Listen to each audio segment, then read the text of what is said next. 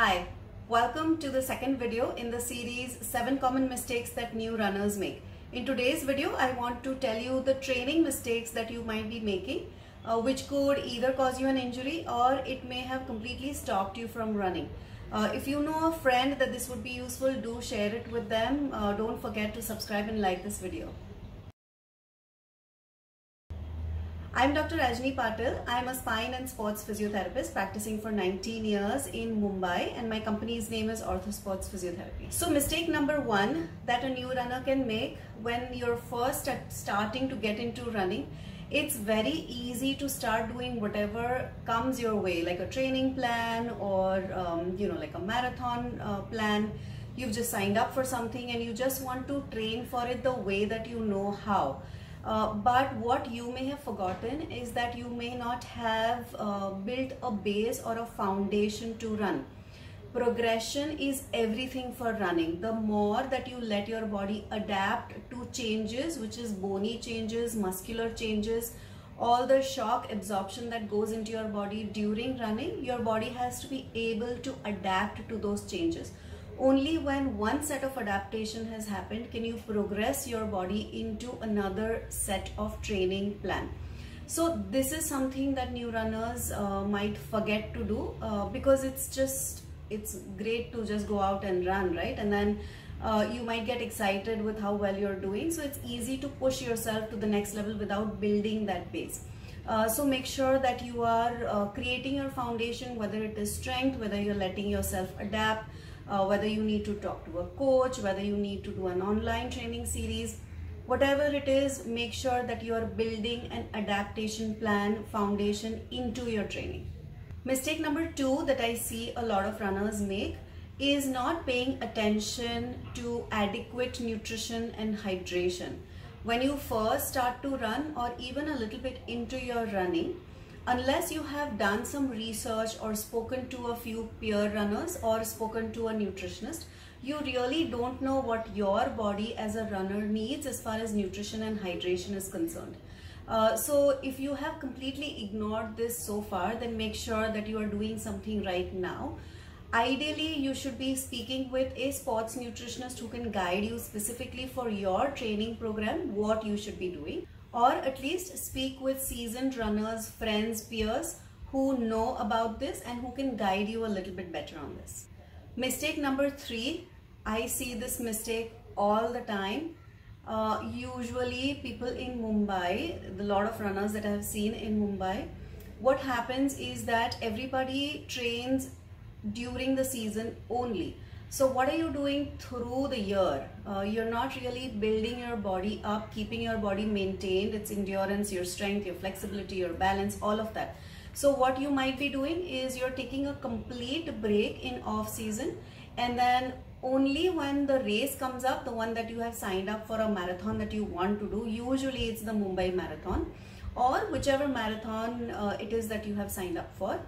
That's the only time that you're going to train, and you don't give yourself enough time.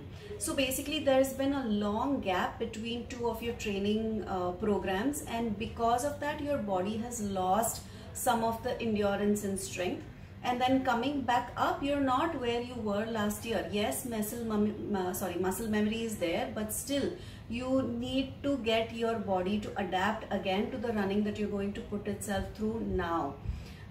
So don't make this mistake of just running race to race. Make sure that through the year you are doing something. You don't need to be running through the year. You could do less running in your off season. Definitely you're going to do more running in peak season. But in the off season, prepare your body so that you are ready and adaptation happens well, so that when you get into running towards the marathon, it's a smooth sailing and then you don't pick up any injuries. Mistake number four, signing up for too many races one after the other. Everyone has been through that, especially the first year that somebody starts running. It's very easy to pick up every single race that's out there. Every weekend now has a marathon. Not now, because when this video is being done, we're in lockdown. But generally every weekend has a marathon or a small run going on. So it's very easy for you as a new runner to say, oh, I'm going to do every month I'm going to pick up a marathon, or every month I'm going to pick up a 10K or whatever it is. So unless that falls in your training program as per your coach or your group has planned, don't fall into that trap, because that can be a huge thing for your body to recover from. At the end of the running season, your body has undergone so much, and if you've not recovered through well, then this is going to become a problem. And the last thing you want is, before the main marathon that you want to do, that there is an injury that happens and you're not able to run it. So make sure that there are enough gaps between the major races that you pick up and sign up for. And if you are signing up for them, make sure your training program is in place, that you've tapered well, that you've done enough speed drills, enough running drills, things like that to help with that particular program. The fifth training mistake that I see runners doing is not specifically training for specific type of race. An example for this is the Satara Marathon. If you are going to run Satara Marathon, then you need to make sure that you do enough hills and enough incline decline training.